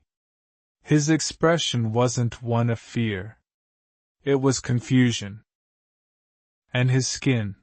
It was translucent, veins black and pulsing even in death. This wasn't the standard infection. This was something engineered. I pushed into the B3 corridor. Laboratories, the wall plaque read. The hallway was lined with observation windows. I shined my flashlight through the first pane. Inside, cages lined the walls. Not for animals. For people. Restrained chairs with leather straps chewed through. Surgical trays knocked over. And on the far wall, a whiteboard covered in frantic scribbles. Transmission rate, 100%. Incubation 2 minutes. Antigen failure. My boots skidded on something slick. I looked down. Slime. A thick, viscous trail of grayish residue leading down the center of the hall. It looked like a slug trail, but massive. I followed it, the dread tightening in my chest like a vice. The trail led to a massive set of double doors labeled Main Containment. The doors were dented outward, the heavy steel buckled as if something had hammered on them from the inside with the force of a freight train. And they were open. I stepped inside. The room was a cavernous hangar, filled with rows of cylindrical tanks. Most were shattered, glass littering the floor. But in the center of the room, one tank remained intact, glowing with a soft blue luminescence. I approached it, wiping the condensation from the glass. Floating in the suspension fluid was a man. Or, he had been a man once. Now, he was a hulking mass of muscle and bone spurs, his jaw unhinged, rows of serrated teeth visible behind the glass. Tubes ran into his chest, pumping a neon green fluid into his heart. His eyes were open. Milky white, pupilless, staring directly at me. A sound behind me made me spin around. A wet, slurping noise. Schluck. Schluck. I raised my weapon, the flashlight beam cutting through the gloom. Emerging from the shadows of the broken tanks was a creature. It walked on all fours, its limbs elongated and twisted, skin pale and wet like a salamander. It wore the tattered remnants of a lab coat. It didn't have eyes, just smooth skin where the sockets should be, but it turned its head toward me, sniffing the air. It let out a low, chittering hiss, exposing needle-like teeth. I fired. The shot was deafening in the enclosed space. The bullet took the creature in the shoulder, blowing off a chunk of gray flesh. It didn't even flinch. It shrieked, a sound like tearing metal, and launched itself at me. I dove to the right, crashing into a workstation. The creature slammed into the glass tank behind me, the one with the suspended giant. The glass cracked. A spiderweb fracture bloomed across the surface. I scrambled back, firing again and again. 2 shots to the chest, 1 to the head. The headshot finally dropped it, the creature thrashing on the floor, black blood spraying. I scrambled to my feet, panting, my heart hammering against my ribs. Then I heard it. A groaning creak. I looked up at the tank. The fracture was spreading. A jet of suspension fluid hissed out, spraying the floor. Inside the tank, the giant blinked. A nictitating membrane slid over the milky eyes. Its hand, the size of a catcher's mitt and tipped with bone claws, twitched. It slammed against the glass from the inside. Asterisk thud. Asterisk the impact shook the floor. Asterisk thud. Asterisk. More cracks appeared. An alarm began to blare, a harsh, rhythmic klaxon that rotated amber light through the room. A computerized voice, distorted and skipping, echoed over the PA system. Asterisk. Containment breach detected. Subject 0 active. Initiating sterilization protocol in T-10 minutes. Asterisk. Sterilization. That meant fire. Or gas. Or a nuke. The glass of the tank shattered. A tidal wave of fluid washed over the floor, knocking me off my feet. I sputtered, tasting the chemical bitterness of the liquid. Rising from the wreckage, the giant stood up. It was easily 7 feet tall, tubes ripping free from its flesh, spurting green fluid. It roared, a sound that wasn't human, a sound that vibrated in my teeth and promised absolutely nothing but death. I didn't wait. I turned and sprinted toward the door, my boots slipping on the slick floor. Behind me, the heavy footsteps of the juggernaut crashed through the debris. I hit the hallway and ran, lungs burning, the amber lights flashing, the countdown voice ticking away the seconds of my life. I had come here for water. I had found the source of the end of the world. The heat radiating off the chain-link fence was enough to blister skin. A shimmering curtain of thermal distortion that made the distant mesas dance like mirages. I wiped a mixture of sweat and grit from my eyes, adjusting the strap of my rifle where it dug into a sunburned shoulder. The sign on the gate was faded, scourged by years of sandstorms, but the red block letters were still legible. Restricted area. Use of deadly force authorized. Department of Defense. It hung askew, held by a single rusted bolt, clattering rhythmically against the metal mesh in the hot wind. This was it. The coordinates broadcasted on that dying loop over the emergency band had led me here, to a scar in the earth somewhere north of Groom Lake. Miles from civilization and years removed from hope.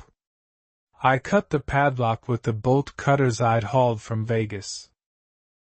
The snap echoed like a gunshot in the oppressive silence, startling a vulture that had been picking at a bundle of rags, or what used to be a guard, near the guard shack.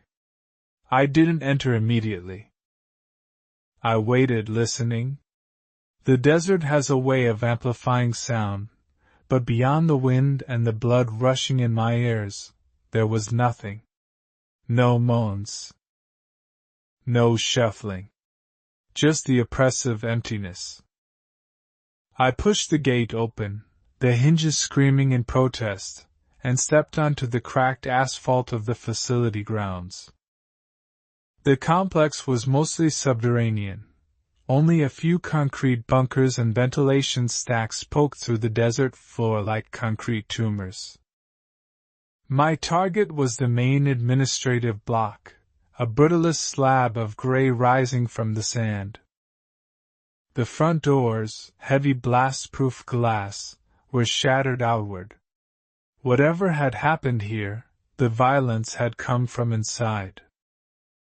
I clicked the tactical light on my AR-15, though the sun was still high, and stepped over the threshold. The transition was jarring. The heat vanished, replaced by a stagnant, cool air that smelled of ozone, copper, and dry rot. The lobby was a tomb. A reception desk lay overturned, bullet holes peppering the drywall behind it. I swept the beam across the room. Dried blood smeared the floor in long, dragging streaks that led toward the elevator banks. It was old blood, black and flaking. I moved quietly, stepping heel to toe, my boots crunching softly on broken glass. I checked the elevators, dead obviously, but the stairwell door adjacent to them was propped open by a fire extinguisher. I peered into the abyss. The darkness was absolute. I dropped a chemlight down the center of the shaft. It tumbled, a green star falling into the void, hitting the bottom with a distant clack seconds later. It was deep. At least 10 stories. I began the descent. Level 1 and 2 were standard office spaces, stripped of anything useful. Level 3 was a barracks. It was on level 5 that things changed. The heavy steel door was painted with biohazard warnings. I had to use a crowbar to pry it open, the hydraulics hissing a dying breath of stale air. As I squeezed through, the temperature dropped another 10 degrees. The air here was recycled, trapped in a loop for who knows how long. The silence felt heavier, pressing against my eardrums. My flashlight beam cut through the gloom, revealing a corridor lined with observation windows. This was the lab. I approached the first window. Inside, surgical tables were overturned. Trays of instruments were scattered across the floor.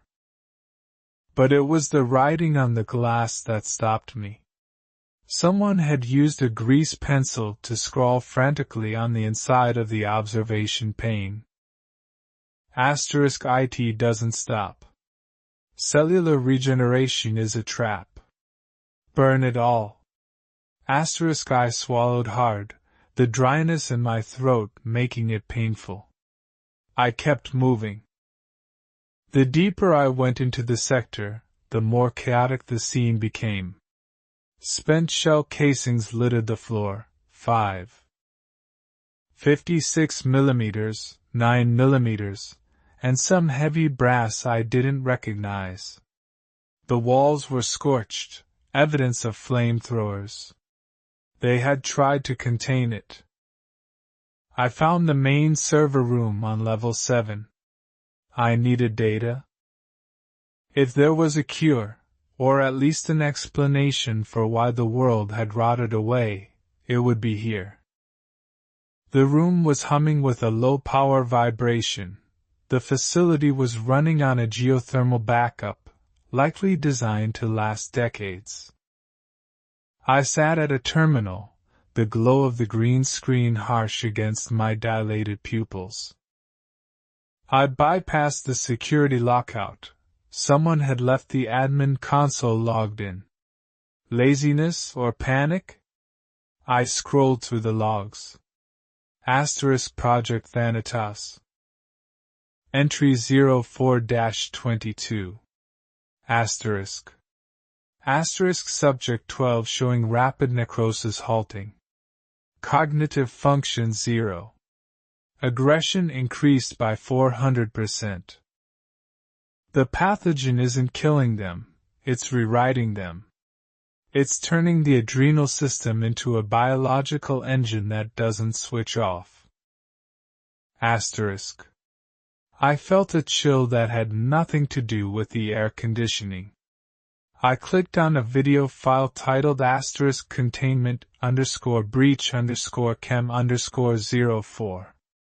Avi*. The footage was grainy, black and white. It showed a containment cell. A man in a hazmat suit was examining a subject strapped to a table. The subject, a woman, emaciated, gray-skinned, suddenly arched her back. The straps snapped. Not frayed, snapped. She moved with a speed that blurred on the camera, tearing the hazmat suit open before the man could even scream. The video cut to static. I was about to download the data to my drive when I heard it. A sound. Not the wind. Not the settling of the building. It was a wet, rhythmic slapping sound. Like raw meat hitting concrete. Slap. Drag. Slap. Drag. It was coming from the hallway I had just cleared. I spun around, raising my rifle. The beam of my light trembled slightly. The doorway to the server room was a fatal funnel. If I stayed here, I was trapped. I had to move. I ejected the drive, shoved it into my vest, and crept to the door. I peeked out. The corridor was empty, but the door at the far end, the one leading to the cryogenic storage, was swinging slightly. The slap-drag sound had stopped. I moved out, weapon shouldered, checking my corners. The tension was a physical weight, tightening my chest. I reached the swinging door and kicked it open, sweeping the room. Cryotubes lined the walls, frosted over. Most were empty. One was shattered. A trail of viscous, blue-green fluid led from the broken tube into the shadows of the adjacent maintenance bay. I followed it, my finger resting on the trigger. The smell here was overpowering, chemical preservatives mixed with rot. "Hello?" I whispered, a stupid instinct. Something shifted in the dark behind a generator. I illuminated the spot. It wasn't a standard infected. The shamblers in the city were slow, rotting bags of meat. This thing was different. It was massive, nearly 7 feet tall, its skin a translucent patchwork of gray and purple. Musculature bulged unnaturally, tearing through the remnants of a military uniform. Metal plates had been surgically fused to its chest and skull, armor integration. Project Thanatos wasn't just studying the virus. They were weaponizing it. The thing turned its head. Its eyes were gone, replaced by cybernetic optics that glowed a faint, dying red. It didn't moan. It hissed, a sound like steam escaping a valve. Target acquired, a synthesized voice garbled from a speaker embedded in its throat. I didn't wait. I squeezed the trigger. The hallway erupted in noise as I double-tapped the center mass. The rounds sparked off the chest plate, ricocheting harmlessly. The creature roared, a blend of human scream and digital distortion, and charged. It covered the 20 feet between us in a heartbeat. I dove to the right, scrambling over a workbench as a fist like a sledgehammer smashed the spot where my head had been, pulverizing the concrete wall. I scrambled back, firing wildly now, aiming for the legs, the face, anything soft. One round found purchase in its shoulder, blowing out a chunk of black meat, but it didn't even slow down. I sprinted for the door, my boots slipping on the slick fluid. Behind me, the sound of tearing metal echoed as the thing ripped the workbench from the floor and hurled it. The heavy steel table clipped my backpack, spinning me around and sending me crashing into a rack of servers. Pain exploded in my ribs. I gasped, tasting blood. The creature was stalking toward me now, slow and deliberate. It knew I was hurt. Subject non-compliant, the voice box stuttered. I fumbled for a grenade on my belt, my last frag. I pulled the pin, holding the lever down. I waited. 5 feet. 4 feet. It raised a massive, armored fist to crush me. "Eat this, you ugly bastard!" I gritted out, and rolled the grenade between its legs. I threw myself behind the heavy server rack just as the explosion rocked the room. The concussion wave slapped me hard, ringing my ears. Shrapnel pinged off the metal casing of the servers. A horrific, gurgling scream filled the air, followed by the heavy thud of a falling body. I waited a count of 10, pistol drawn, wheezing for air. Dust and smoke filled the room. I stood up shakily, peering over the rack. The thing was on the ground, its legs a ruin of shredded meat and twisted metal. It was trying to crawl toward me, dragging its bulk with terrifying strength, its red ocular implant flickering. I walked up to it, aiming my pistol at the soft tissue of its neck, just below the helmet line. Termination, imminent, it gargled. "Yeah," I said. I fired. The red light went out. The silence rushed back in, louder than the explosion. I checked my ribs, broken probably. I was bleeding from a cut on my forehead. I looked at the drive in my hand. I had the data. I had the location of the origin. But as I looked at the shattered cryotubes, I realized something else. There were 12 tubes in this room. 6 were empty. One was the thing I just killed. Where were the other 5? A siren began to wail, a low, mournful sound echoing through the complex. Amber emergency lights began to rotate in the hallway. "Lockdown initiated," a computerized voice announced over the PA system. Asterisk Sector 7 sealing in T-5 minutes. Asterisk. I swore, holstering my pistol and grabbing my rifle. I had to climb 20 flights of stairs, with broken ribs, before this concrete coffin sealed me in with whatever else was waking up in the dark. I started to run. The heat waves rising off the Nevada hardpan distorted the horizon, making the distant chain-link fence ripple like a snake in the grass. I wiped the grit from my forehead, the sweat stinging my eyes, and adjusted the strap of my rifle. The GPS coordinates I'd scavenged from the dead pilot outside Vegas had led me here. To a blank spot on the map where the satellite imagery was curiously blurred. Standing before it now, the silence was absolute. No wind whistled through the razor wire, no birds circled overhead. It was a dead zone in every sense of the word. The sign on the perimeter gate was bleached white by years of unrelenting sun, but the bold red letters were still legible. U.S. government property.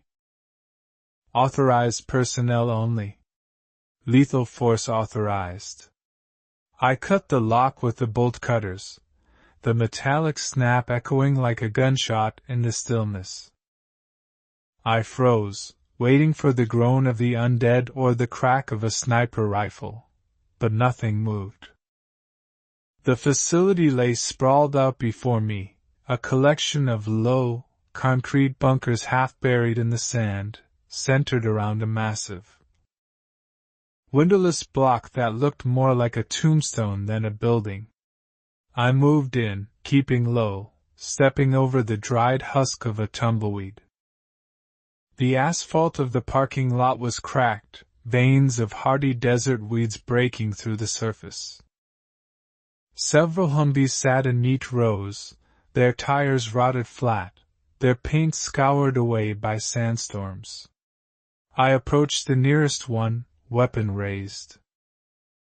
Inside, a skeleton sat in the driver's seat, still wearing a shredded tactical vest. A single bullet hole in the temple told the story. They hadn't been overrun, they had opted out. I bypassed the smaller bunkers and headed for the main structure. The heavy steel doors were sealed, but the electronic keypad next to them was dark. I pried the maintenance panel open, hotwiring the mechanism with the battery pack I'd rigged for exactly this purpose. With a groan of rusted hydraulics, the door hissed and cracked open just enough for me to slip through. The air inside was stale, cooler than the desert bake outside, but it carried a scent that made my stomach turn, copper and formaldehyde. I clicked on my tactical light, the beam cutting through the gloom. The lobby was a mess of overturned furniture and scattered papers. I picked up a clipboard from the floor. Project Hemlock's subject containment protocols. The date was 3 years ago, 2 weeks before the world went dark.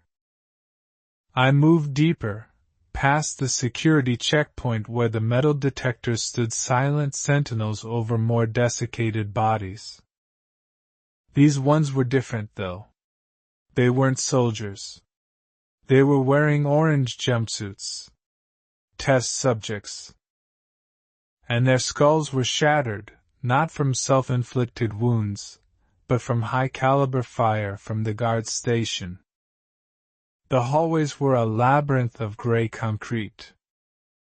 I followed the signs pointing toward research and development, descending a stairwell that seemed to spiral down into the bowels of the earth. The air grew colder with every flight of stairs, the smell of chemicals becoming overpowering. On sub-level 3, the heavy blast door was jammed open by a forklift. I squeezed past the machinery and entered a cavernous observation deck. Below, through shatterproof glass that was smeared with dried black fluids, lay a massive containment lab. It looked like a prison block designed by a madman. Rows of glass cells, some broken, some intact.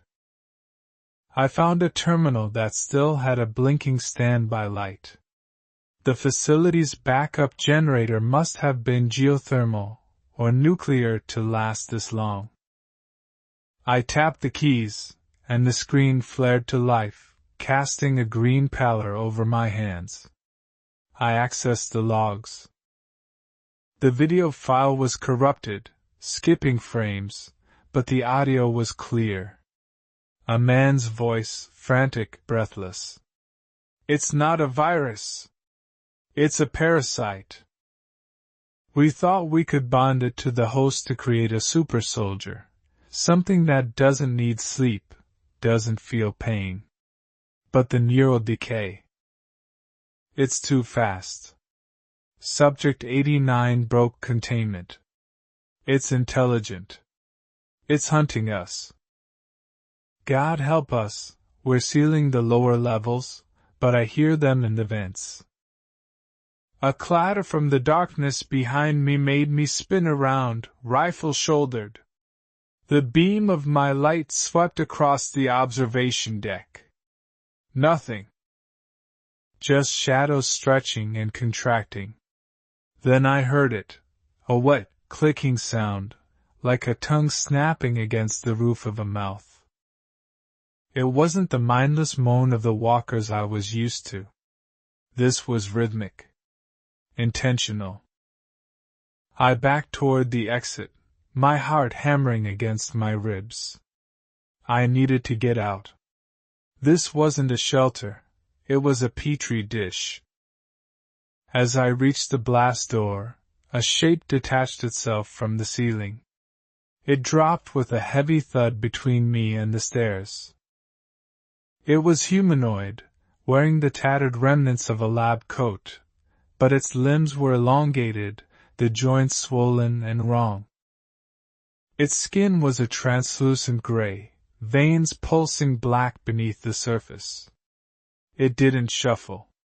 It crouched, muscles coiled like high-tension wires. Its eyes were gone, replaced by scar tissue, but its head snapped toward me as I shifted my weight. I squeezed the trigger. The rifle roared, the muzzle flash illuminating the creature's maw of jagged, needle-like teeth. The rounds hit center mass, but instead of stumbling back, it shrieked, a high-pitched sound that vibrated in my teeth, and lunged. I threw myself to the side, feeling the wind of its claws swipe past my face. It hit the wall with enough force to crack the concrete, then rebounded instantly. This was what the log meant. Enhanced. Lethal. I scrambled to my feet, abandoning the stealth approach. I sprinted back into the maze of hallways, the creature skittering behind me on all fours, faster than any human. I saw a door marked decontamination, and slammed my shoulder into it. It gave way, and I tumbled into a small, tiled room. Kicking the door shut and engaging the manual deadbolt just as a heavy body slammed into it from the other side. The metal groaned, denting inward. I backed away, panting, checking my magazine. Half empty. The room had another exit on the far side. Through the thick glass of the viewport, I could see the creature pacing outside, testing the door, sniffing the air. Then it stopped. It tilted its head, and I heard an answering shriek from deeper in the facility. Then another. And another. A chorus of nightmares waking up. I realized with a sinking dread that the silence of the desert hadn't been because the facility was empty. It was because the facility was sleeping. And I had just rung the dinner bell. I moved to the next door, my hands shaking slightly. I had to find an alternate route to the surface. The elevator shafts were death traps, and the main stairwell was compromised. I remembered a schematic I'd seen on the wall near the entrance, an emergency ventilation shaft on the north side of the containment wing. It would be a tight squeeze, and if the fans were still running, it would be suicide, but I had no choice. I pushed into the next corridor, moving fast. The lights here were flickering strobes, disorienting and nauseating. Shadows danced in the periphery of my vision. I could hear them moving in the ceiling now, the metallic clang of bodies in the ductwork. They were flanking me. I raised my rifle and fired a burst into the ceiling panels as a vent grate burst open ahead of me. A dark shape fell through, landing in a crouch. I didn't hesitate. I put a round through its knee, shattering the bone, and another through its skull as it fell. Black blood sprayed the wall. I reached the maintenance access door for the ventilation shaft. It was locked. I cursed, fumbling for the crowbar attached to my pack. Behind me, the corridor filled with the sound of slapping feet on tile. A dozen of them. Maybe more. I jammed the crowbar into the seam of the door and heaved, veins popping in my neck. The metal screeched, resisting, then popped open. The shaft was dark and smelled of ozone and rot. I tossed the flare inside, the red light revealing a ladder rushing upward into the gloom. I squeezed through the opening and started to climb, the rifle slung across my back banging against the narrow metal walls. Below me, the door was ripped from its hinges. I looked down to see a sea of pale faces staring up, mouths open in hungry shrieks. One of them began to climb. I climbed faster, my boots slipping on the rungs. My lungs burned. The heat of the flare below was fading, swallowed by the distance. I reached a service platform, hauled myself up, and kicked the hatch shut, spinning the locking wheel just as a fist hammered against the metal from below. I collapsed on the grating, gasping for air. I was alive. I was still underground, trapped in a ventilation system with a legion of genetically modified monsters beneath me, but I was alive. I checked my gear. 2 mags left. Half a canteen of water. A flashlight with fading batteries.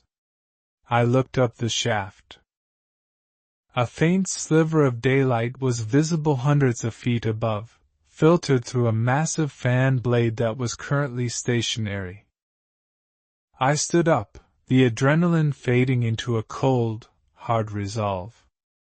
The Nevada desert was a harsh mistress, but this facility was hell itself. I began the long climb toward the light, knowing that the real fight would be getting back to my truck before whatever I woke up followed me home. The heat waves shimmering off the Nevada asphalt distorted the horizon, turning the distant mountain ranges into trembling puddles of gray and brown.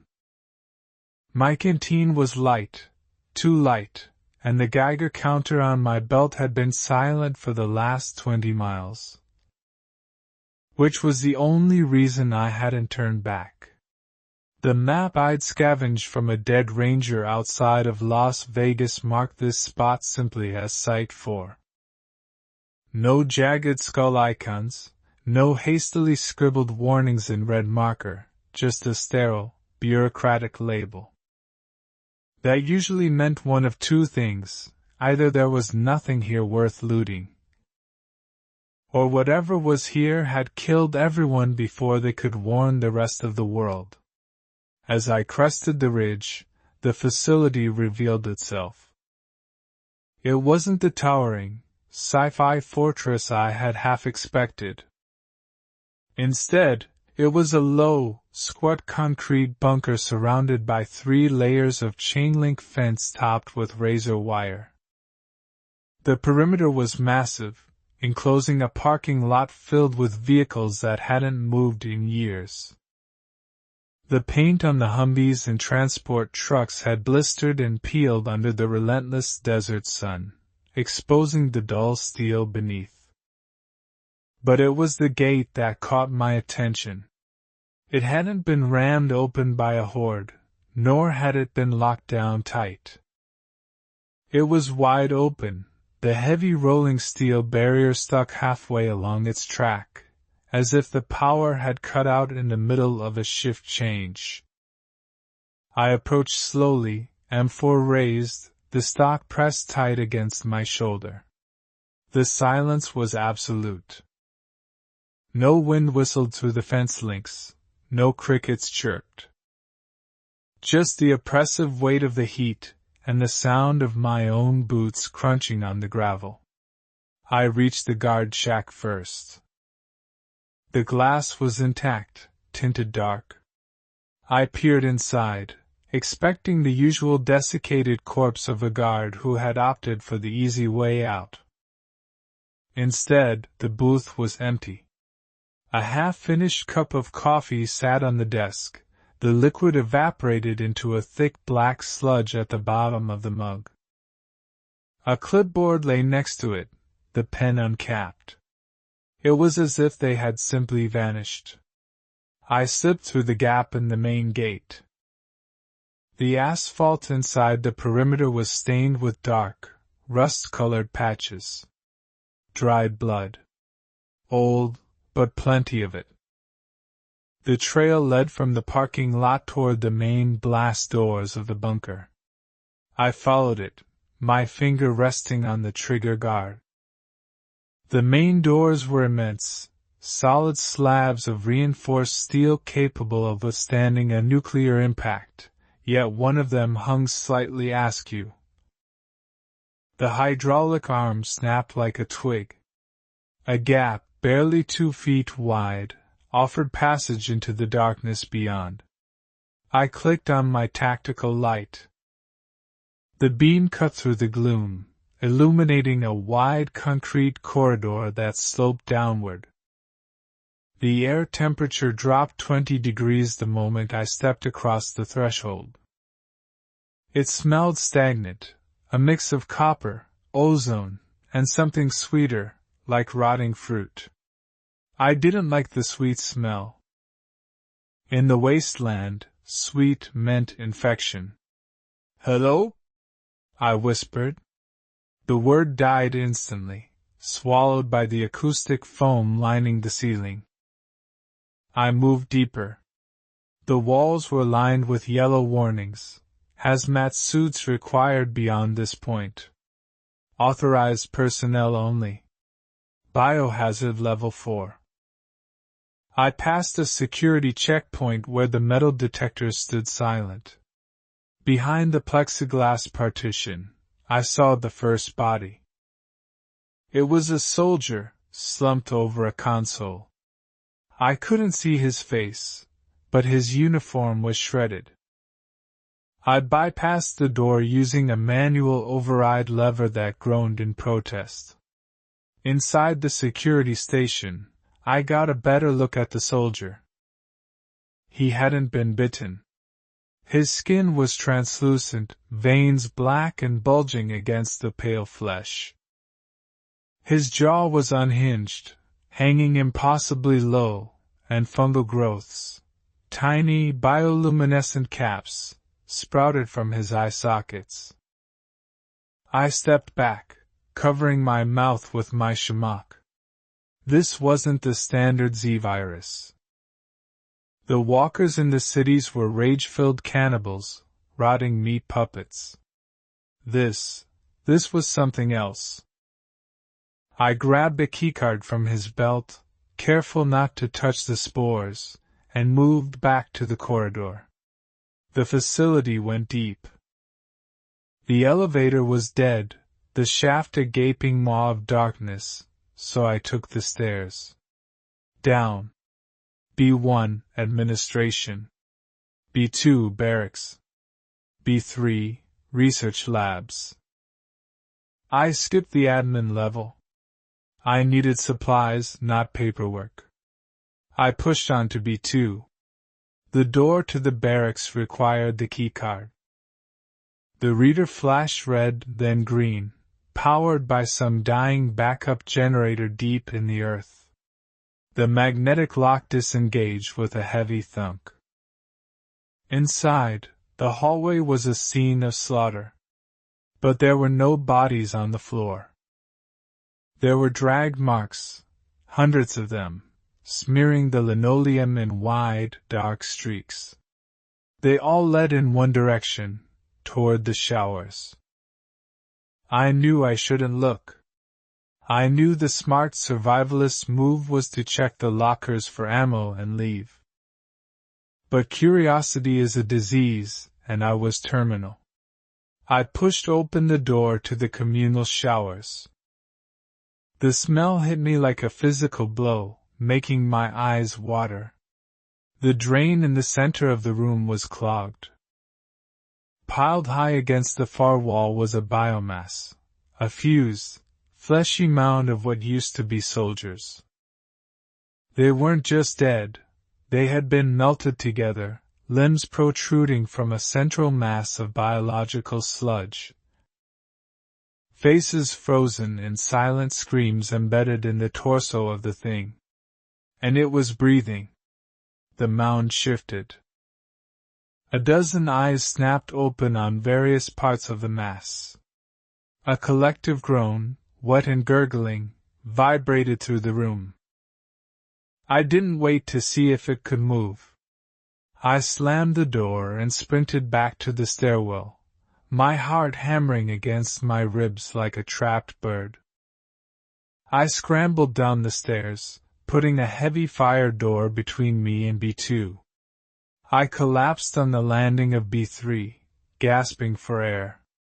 The research labs. If there was an answer to what happened here, or a weapon to kill that thing upstairs, it would be here. The lighting on B3 was different. Emergency red strobes rotated silently, casting long, dancing shadows. The layout was a maze of glass-walled observation rooms surrounding a central containment pit. I moved toward the nearest console, wiping away a layer of dust. The screen flickered to life. Project Thanatos Test Log 442. I skimmed the text. Viral strain aggressive. Recombines host DNA. Hive mind potential. Containment breach imminent. A crash echoed from the far end of the lab. Glass shattering. I spun around, raising my rifle. In the strobing red light, I saw movement. Not the shambling of a walker, but the jerky, twitching motion of an insect. A figure in a white lab coat stood up from behind a desk. Its limbs were too long, joints bending backward. It turned to face me. Where a mouth should have been, there was a vertical slit running from chin to nose, lined with needle-like teeth. It didn't roar. It clicked. A sharp, staccato sound like two stones striking together. Then, from the darkness of the ceiling tiles above me, something clicked back. I wasn't the hunter here. I was the rat in the maze. I fired 3 rounds into the chest of the lab coat creature. It staggered but didn't fall. Instead, it sprinted, on all fours, scuttling across the floor with terrifying speed. I backed up, firing again, this time aiming for the head. The skull shattered, and the thing collapsed, skidding to a halt at my feet. But the clicking overhead grew louder. I ran. I sprinted past rows of shattered specimen jars, past dissected anomalies floating in formaldehyde, looking for a secure room. I saw a heavy blast door labeled Server Room Classified. I swiped the keycard. Asterisk access denied. Asterisk. The ceiling tiles behind me exploded downward. 2 more of the creatures dropped to the floor, their limbs unfolding with sickening pops. I swiped the card again. Asterisk access denied. Asterisk. Come on, damn you! I screamed, kicking the door. The creatures hissed, their vertical mouths opening to reveal throat sacs vibrating with sound. They coiled to spring. I jammed the card in a 3rd time, holding it steady. Asterisk access granted. Asterisk. The bolts retracted. I threw myself inside and slammed the manual lock just as a heavy body impacted the metal from the other side. The door shuddered, dents appearing in the steel. I backed away, hyperventilating, scanning the room. It was filled with humming server racks, the air frigid. In the center of the room sat a single terminal with a blinking green cursor. I approached it, my hands shaking. On the screen was a live feed from a camera. It showed the surface. The desert. But then the feed switched. It showed the room I was standing in. High angle. I looked up at the camera in the corner. Then, text appeared on the screen, typing itself out character by character. Asterisk. Containment breach detected. Purge protocol initiated.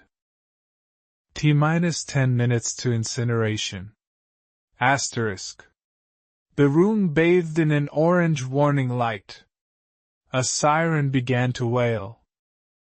I was locked in a metal box deep underground, with monsters outside the door and a timer counting down to turn this entire facility into a crematorium. I looked at the ventilation grate above the server racks. It was small, tight, but maybe, just maybe, it led somewhere that wasn't on fire yet. I slung my rifle, climbed the rack, and kicked the grate loose. As I pulled myself into the claustrophobic aluminum tunnel, the banging on the blast door stopped. Something worse had frightened them away. And I was crawling right toward it.